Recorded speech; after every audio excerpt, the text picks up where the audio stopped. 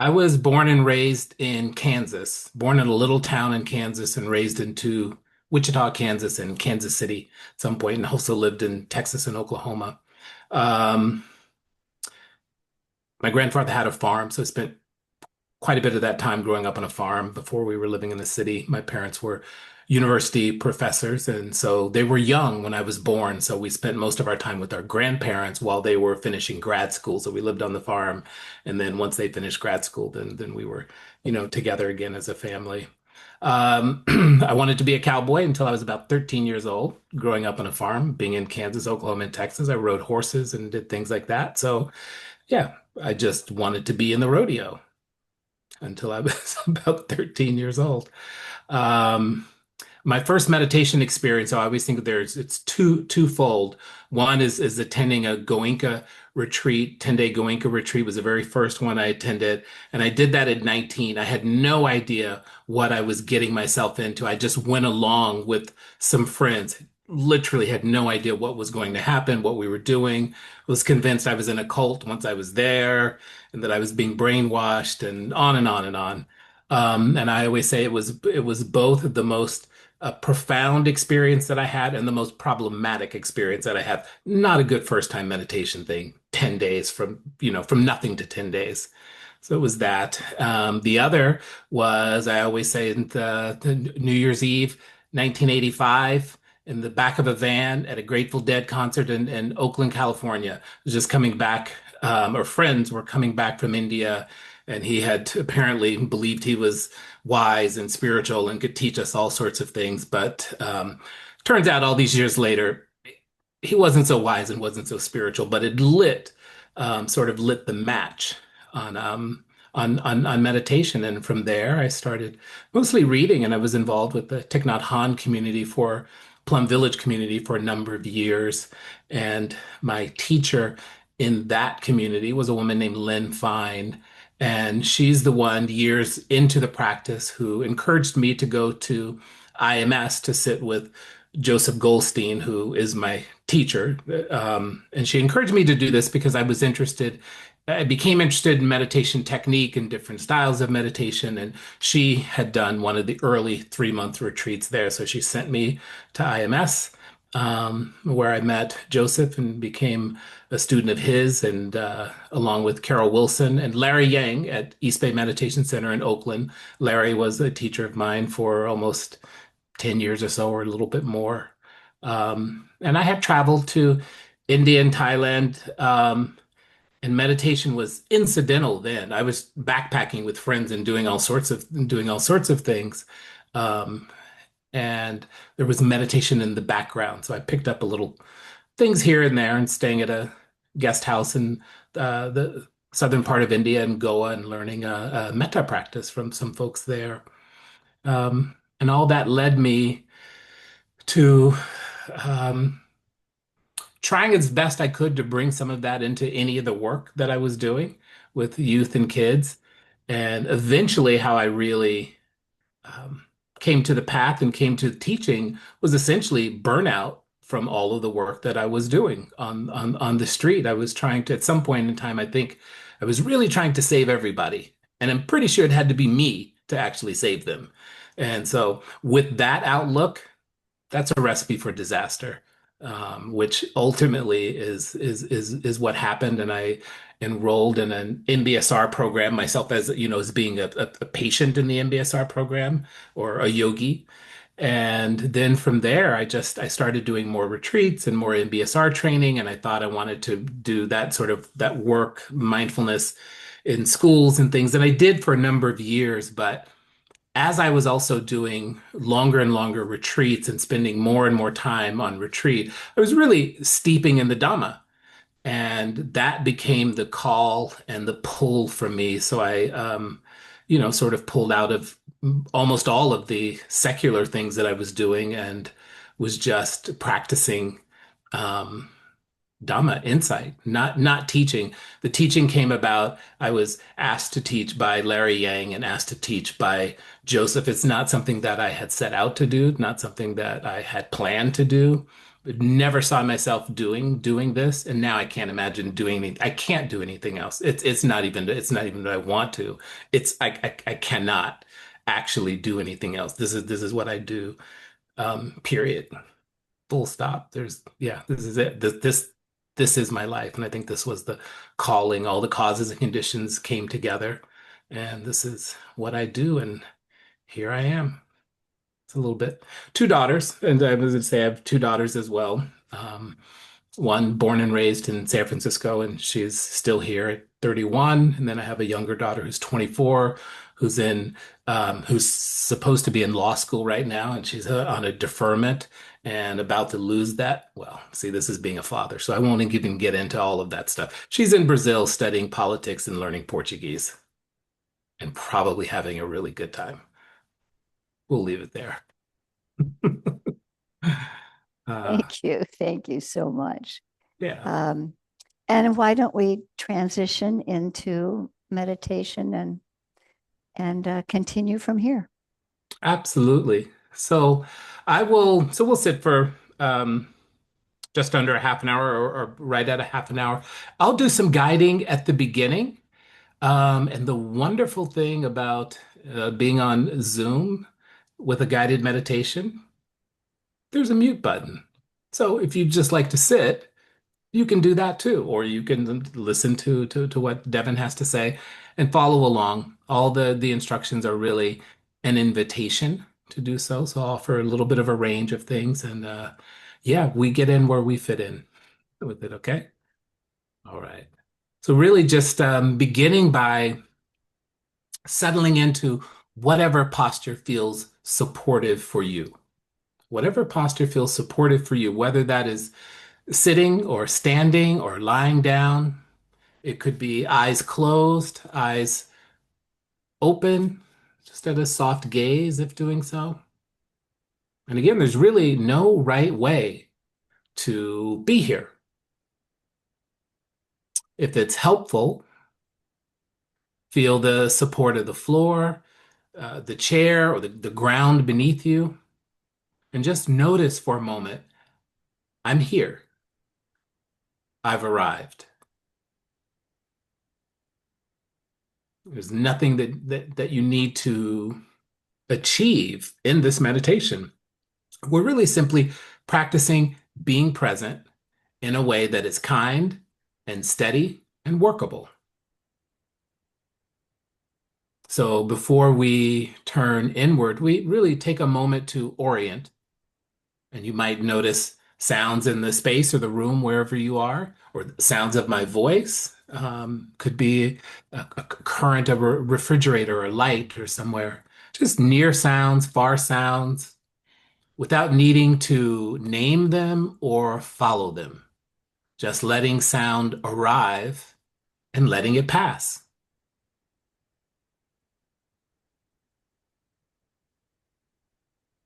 Or you might notice light through the eyes, or the simple sense of being upright, or perhaps it's contact points of the body with what's supporting it. So really you choose whatever feels most natural and most accessible to you right now. And I'd even go far as to say there's no need to settle on one thing. You can let attention move gently as it needs to.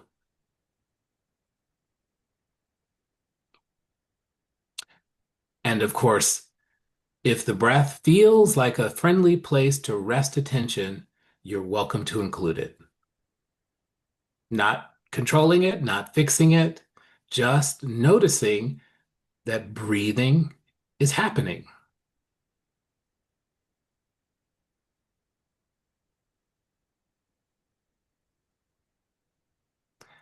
And if the breath doesn't feel like such a helpful anchor right now, it's completely okay.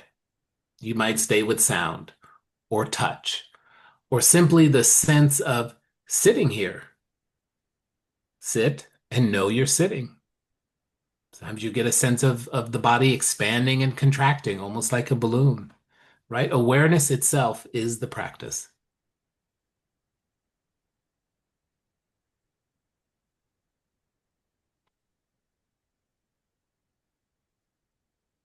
So wherever attention is resting, breath, sound, sensations, or presence,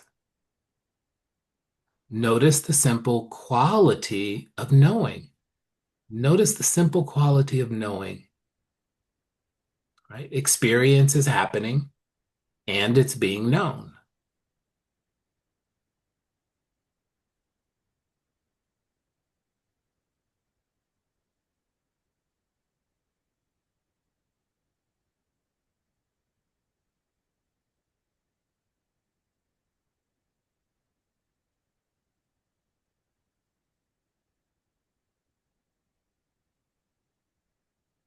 You might notice that sensations change, sounds arise and fade, attention shifts on its own. And nothing is wrong with any of that. This gentle noticing of change is the heart of insight practice. This noticing of change is the heart of the practice.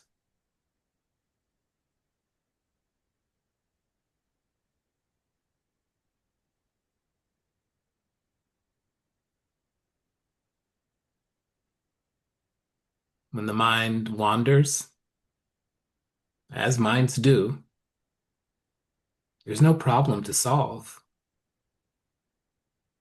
We simply notice wandering and then returning to whatever angle feels most supportive.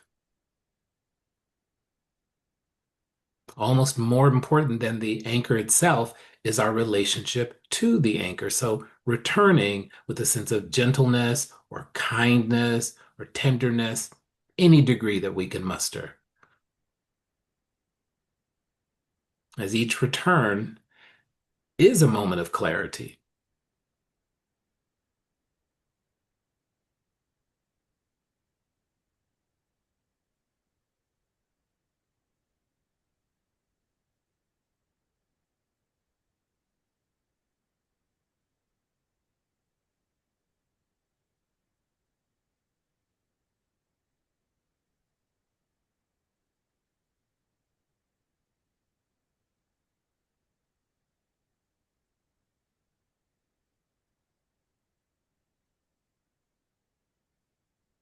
If at any point something uncomfortable arises,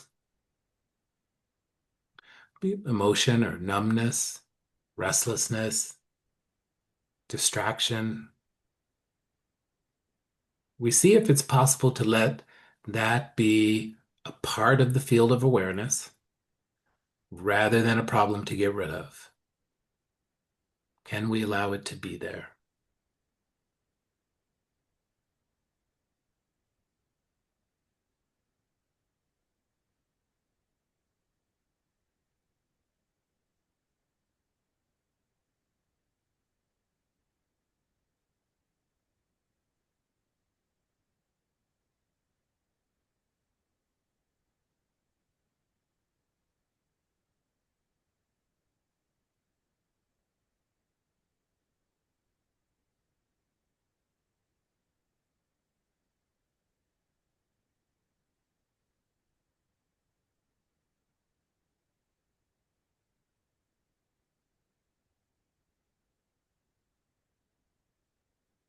And if any of it feels like too much, you can always come back to a simpler anchor, whether that's sound or posture,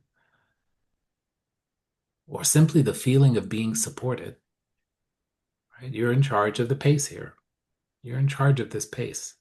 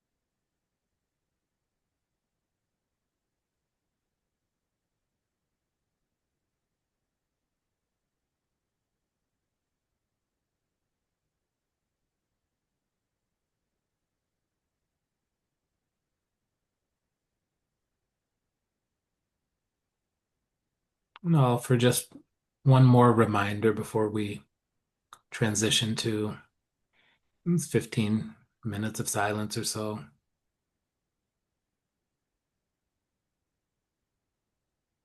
There's no right meditation experience for being present with what's here, even if it's odd, messy, uneven.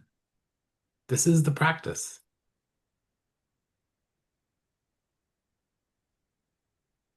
We can always come back to the breath, warm or cool air at the nostrils, the rise and fall at the chest or the belly, any sounds that are rising and passing, sensations or contact points.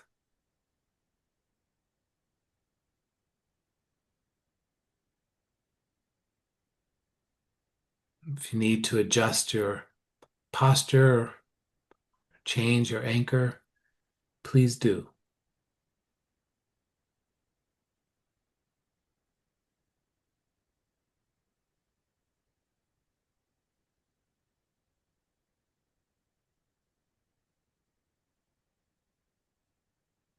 Sit and know you're sitting.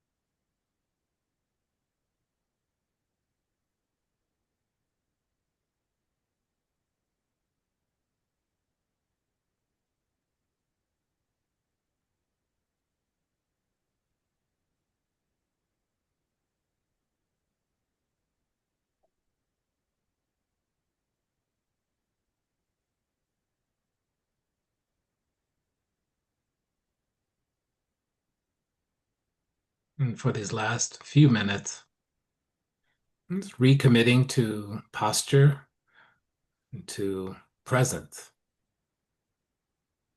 So that's knowing the anchor, whether it's breathing through the breath, at the warm or cool air at the nostrils, rise and fall at the chest or the belly, or any sound that may be arriving at the ear door, or sensations that are happening and changing, or arising and passing in the body. Maybe it's a whole sense of the body, lying down, standing, or sitting, where you're noticing the expanding and contracting of the body. And perhaps it's just listening, a receptive listening posture that's most supportive for you. Whatever it is, just allowing the body to soften and widen and deepen for just these few minutes.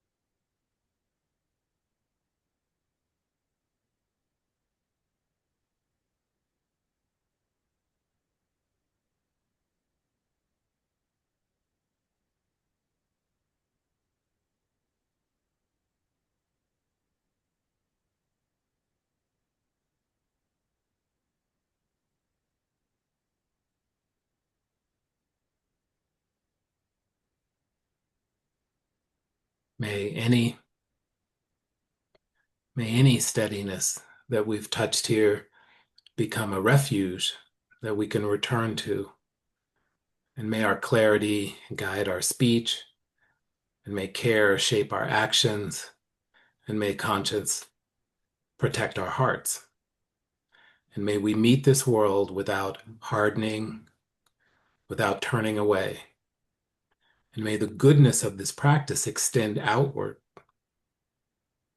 for our own freedom and for the well-being and liberation of all beings without exception.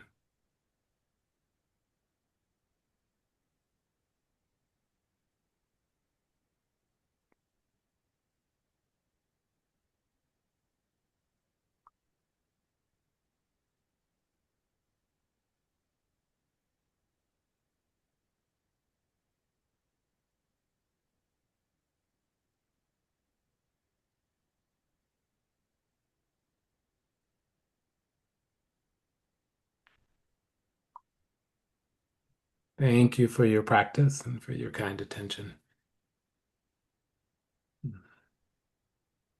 You very, very much. We'll take a few minutes for a break, but before we do that break, I just have a couple of announcements. One is I'm so appreciative of everybody who helps and volunteers and sets things up and writes the newsletter. And we're actually looking for a volunteer coordinator to help organize and communicate and coordinate volunteers. So that's greeting folks and getting support for the room set up and the AV, the opening statements and land acknowledgement. So there's a sign up sheet over there if you're interested on the table. And you can also write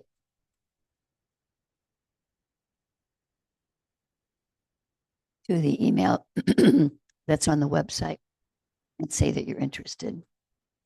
And I want to mention that Trina Trong, the co-teacher, she's going to be teaching an MBSR workshop for 8 weeks.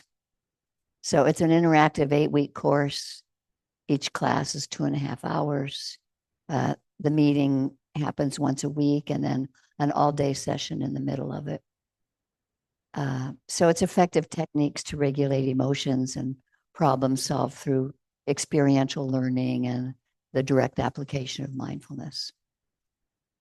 Mindfulness-based stress reduction. I don't think it's on the website, but it is on Trina's website, Wake Up Together. And a lot of people who go to her wake up together every morning at 6:30, they know her practice and she'll be offering it. And lastly, I'd like to talk about Donna, that together we keep this Dharma alive. And your generosity really sustains our practice together. And it's rooted in kindness and it's growing through giving. And it's the practice that keeps the Dhamma flowing. And so the generosity to be on the path is what connects us all, freely given and freely shared. And the Buddha's path begins with and ends with generosity. And each act of giving is a seed of awakening. So your dana, your gift, whether it's by giving your time or by giving resources, monetary resources, it nourishes peace and wisdom in our world. And when we give, we all grow. And so we're trying to expand some here with our small Sangha to have a bigger room at some point in time. And I'm hoping that some of what you experience here can help you feel supported and that really no amount is too small. Every offering, even the cost of what might be a cup of tea, helps us grow in a way that is sustainable and rooted in kindness. So there's a donation bowl on the table, and you can also give online using PayPal or Venmo. And we like to give dana to our teachers. And that's part of the way we want to continue growing. Trina and I only give freely. And at some point, we'd like to be able to pay the teachers with gratitude of dana. But if contributing financially isn't possible, please know that your presence here is already a gift. And we can always use volunteers to help set up the room, greet people, etc. So thank you for being a part of this community. May our shared practice continue to ripple outward in ways that sometimes we don't even see. So we'll take maybe does a 5-minute break work for you, Devin? Yeah, okay. We'll take a 5-minute break. I'm going to pause the recording so that our chatter in the room isn't recorded.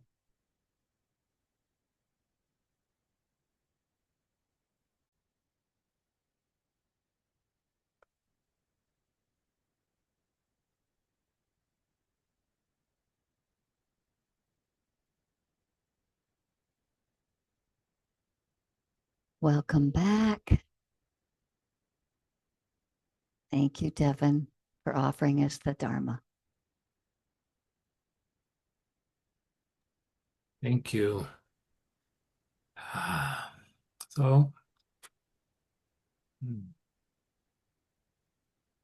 so the Buddha organized the path to liberation as the Noble Eightfold Path. And one part of that path is ethical conduct or Sila, the training of right speech, wise action, and wise livelihood. And it's how the Dhamma meets us in daily life, especially when harm, fear, and pressure are already present. Um, but before we talk about the ethics of it all, the right and wrong, the speech and action, power and responsibility, I actually want to begin in the body. So right now, just it's an invitation. Um, just notice what's it like to be here, wherever you are. What's it like to be here? Not what you think about the world, not your opinions, but just your body as it is. Is there tightness there? Or is there contraction there? Is there fatigue? What's there? And whatever it is, makes sense, right? This is the experience that's actually happening, right? And oftentimes what I've noticed in my own body, there's a slight undertow, I believe, of a particular kind of exhaustion and tiredness and contraction, right? We're living in a time of upheaval, a time marked by uh, deportations, by families being taken apart, by executive cruelty, by this what seems like a growing culture of cruelty, by the expansion of authoritarian power. And the body knows this long before the mind. The Buddha didn't teach ethics for calm times. He taught Sila for moments exactly like this. In the Noble Eightfold Path, ethical conduct or Sila shows up as wise speech, as wise action, as wise livelihood, really as protection of the heart, as protection of clarity, as protection of our capacity to remain human, to remain human when fear perhaps is being trained into the system. And Sila isn't about being pure. It's about care. It's about refusal. Refusal to normalize violence, to normalize lies, refusal to let fear train the heart into obedience, numbness, or collapse. And when I say refusal, this isn't an aggression. This is care. And I'm going to start with just a brief story, just a moment in time. So some years ago, I found myself in an interaction with law enforcement after attending a protest. No spectacle, no big spectacle, just this sense of authority and a uniform, um, firearms and tone and a tone and a request that was technically legal, right? To move along, to stop engaging, to disappear, so it was said, but something in my body tightened, something contracted, right? This quiet contraction in the chest and in the belly. It's not panic or not rage. And then there was this half second, and this matters, a half second before compliance, before the familiar move of don't make this any harder, don't draw attention, just go along.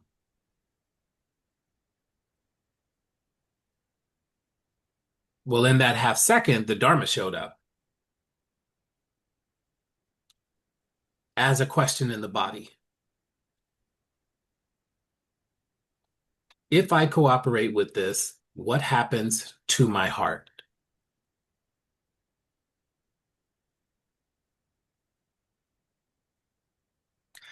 I didn't escalate.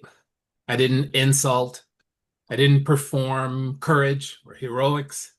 I simply refused to participate in something that required me to abandon my own humanity. Right? This was small and ordinary, and it changed nothing about the system,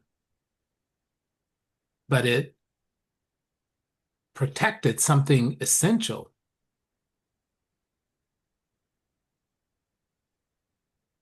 And I want to say this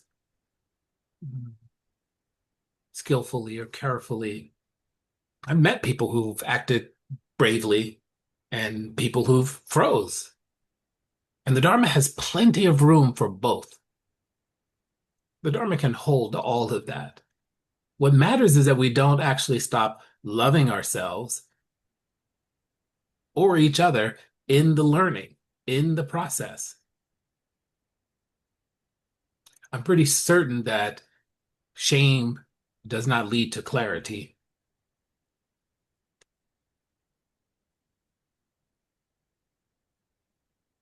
And ethics that turn into some sort of self-punishment collapse the heart just as surely as obedience does.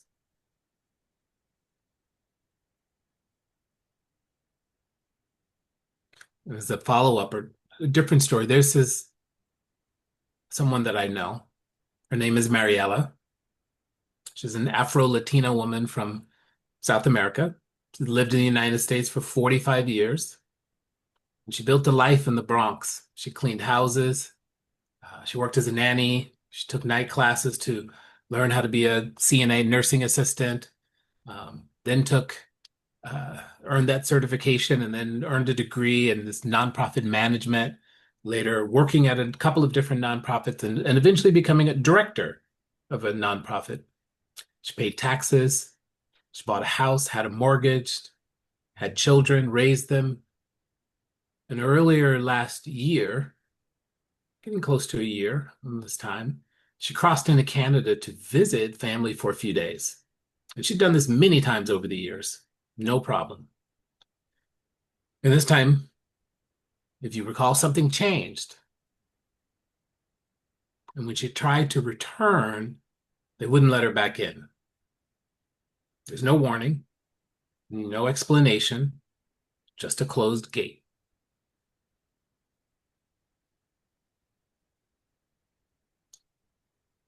She wasn't deported.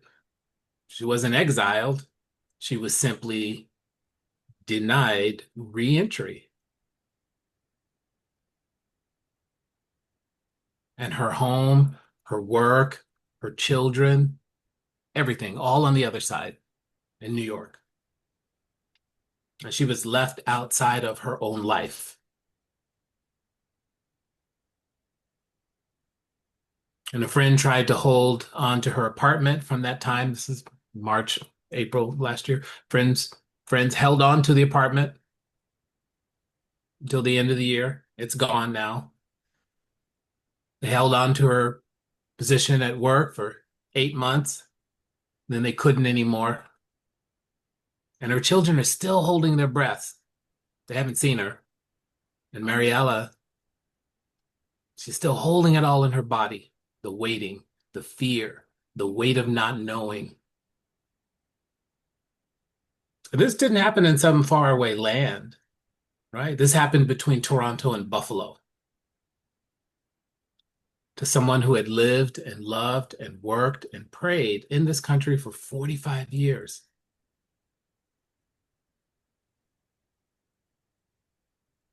And perhaps this is just what happens when cruelty becomes bureaucratic, when compassion no longer fits inside the policy manual.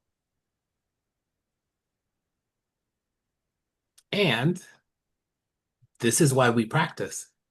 This is why we show up.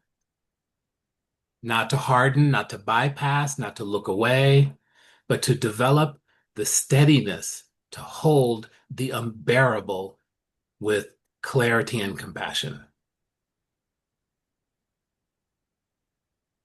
And we don't even need to know Mariella's full immigration status to know that she's human, to know that this is suffering, to know that this should never be normalized.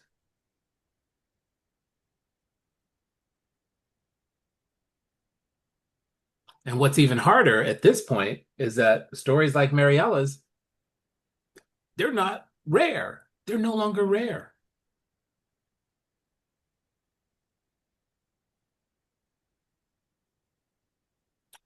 The Buddha was exquisitely clear about this. Harm does not only operate through laws or weapons, it operates by wrong view training of the mind. Fear narrows attention. Fear creates craving, a craving for safety, a craving for certainty, a craving for protection. And craving clings to narratives, disjointed or not. Narratives justify harm.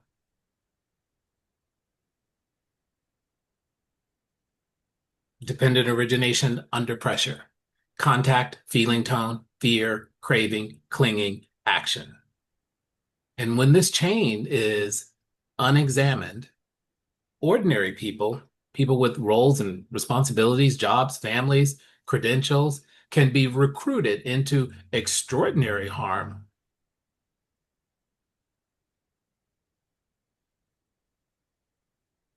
Not necessarily because they wake up wanting to be cruel, but because fear and obedience and euphemism quietly erode conscience.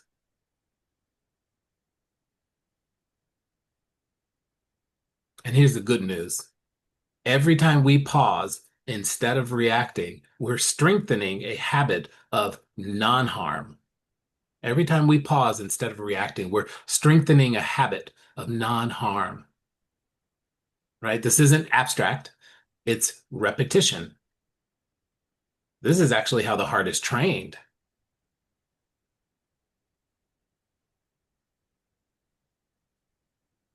Sila is not a belief system. It's conditioning in the most literal Dharma sense of the word. This is why the Buddha placed Sila before concentration and wisdom. What we are protecting with ethical conduct is not an idea of ourselves, but the conditions for wisdom to arise. Ethics is not self-improvement. It is care. Care for the mind under pressure, care for the heart when fear is loud, care for fragile conditions that make clear seeing possible at all.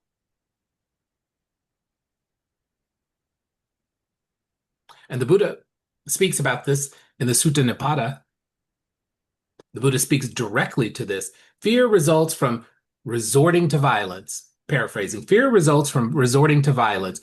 Just look at how people quarrel and fight. But let me tell you now of the kind of dismay and terror that I have felt. Seeing people struggle like fish writhing in shallow water with enmity against one another, I became afraid. And at one time, I had wanted to find some place where I could take shelter, but I never saw any such place. There's nothing in this world that is solid at its base, and nothing a part of it that is changeless.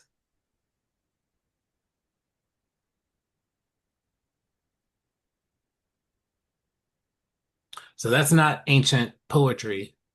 This is a mirror. When cruelty becomes policy, when disappearance is renamed as procedure, when fear is framed as necessity. There's nowhere to hide. There is nowhere to hide. Not in silence, not in retreat, not in compliance, not in faux equanimity.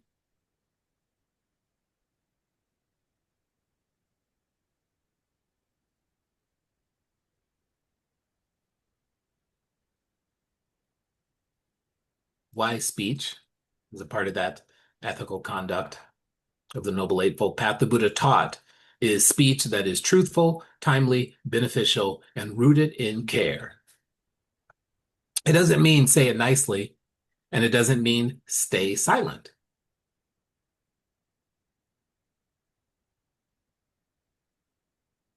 In times of deportation and state violence, notice how language functions. Notice how language functions. People become categories. Fear becomes strategy. Cruelty becomes process, right? This is not neutral speech. Language shapes perception. Perception shapes action. Dehumanizing language is often the very first ethical collapse. We've got it in buckets.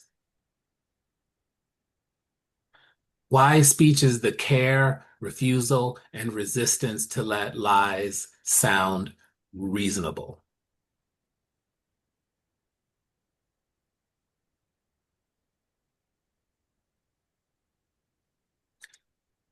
Wise action is not about good intentions. The Buddha did not excuse harm because it was legal, because it was routine, or because it was deregulated. Actions that terrorize, separate families, or return people to danger create suffering, regardless of motive.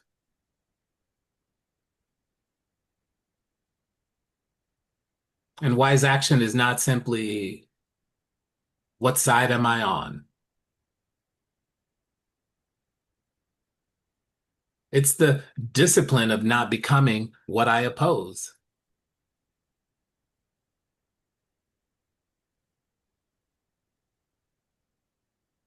With that, sometimes compassion looks like staying present without agreement, bearing witness. It looks like not disappearing. It looks like not bypassing. It looks like letting our no be clear, right? No theatrics, no cruelty, no collapse, just clarity held with care.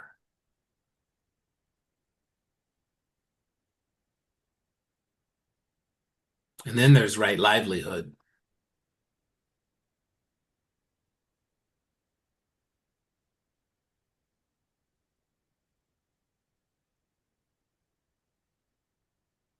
Sometimes it feels like it's the one that oftentimes is most confronting teaching, right? The Buddha warned against livelihoods that depend on violence, livelihoods that depend on coercion, deception, or the suffering of others.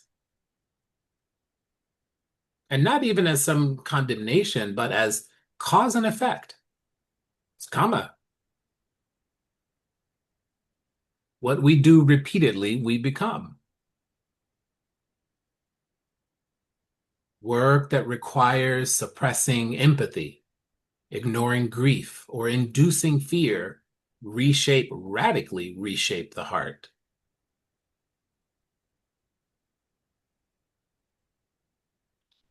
So wise livelihood isn't some verdict, right? This is a protection.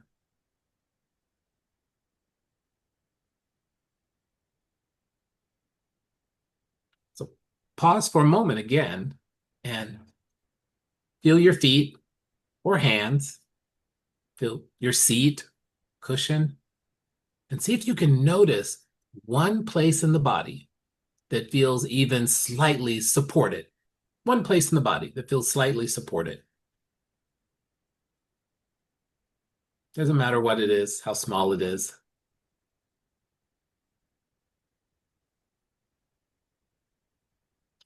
Ethics becomes possible right here, right there, before speech, before action, before collapse.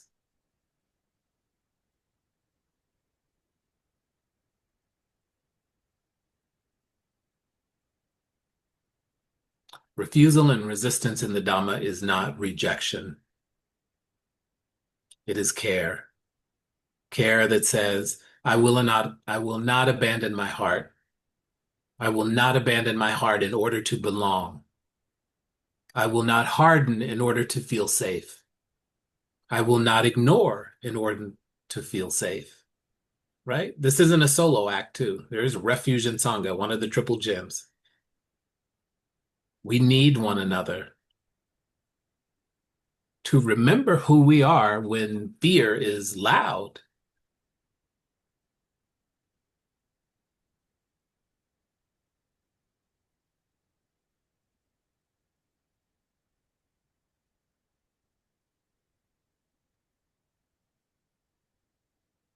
Ethical conduct is how we call each other in rather than turn on one another, rather than turn each other in, or rather than turn away.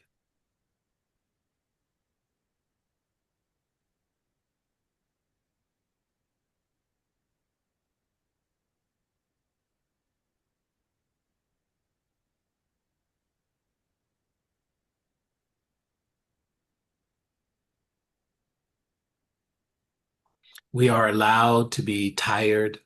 We are allowed to grieve. We are allowed to feel anger. And we don't have to abandon our hearts. And may our speech tell the truth. And may our actions protect life. And may our livelihoods not depend on suffering. And may we learn to refuse harm without becoming cruel. And may this very ordinary practice of ours, this steady human care and refusal, be strong enough to last. Because we are being tested, and the practice is being tested.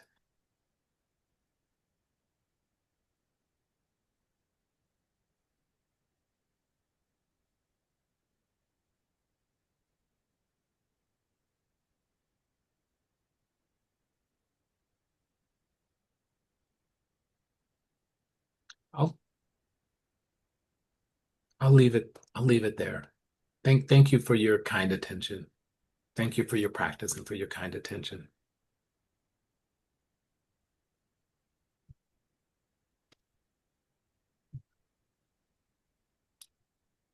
Would be a good time if anyone has questions or comments, if you want to share how you're receiving this or you have questions you want to ask Devin. I'm going to pause the recording so that